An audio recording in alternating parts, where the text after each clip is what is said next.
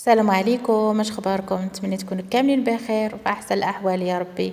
مرحبا بكم في اخبار المشاهير مع كريمه.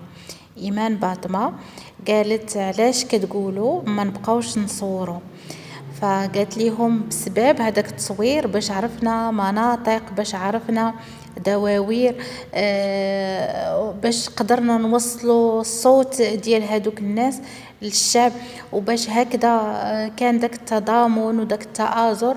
فقالت لهم خلونا نفكروا وننشروا طاقة إيجابية ونعطيو واحد الصورة زوينة على بلادنا، وما نخليوش الأعداء الوطن فين يدخلوا بيناتنا.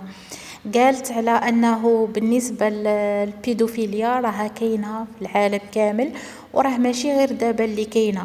فهي قالت على أن الناس اللي غيمشيو لتماك راه ماشي هو حمق باش غيمشي لتماك ويصور ستوريات ويلوحهم. قالت لك هذاك السيد زعما راه ماشي البيدوفيل، راه ماشي حمار، يعني راه كيفهم وعارف شنو كيدير.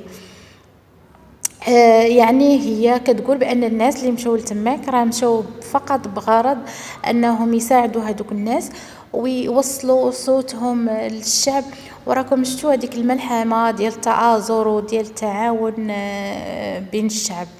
فالله يدير شي تاويل ديال الخير.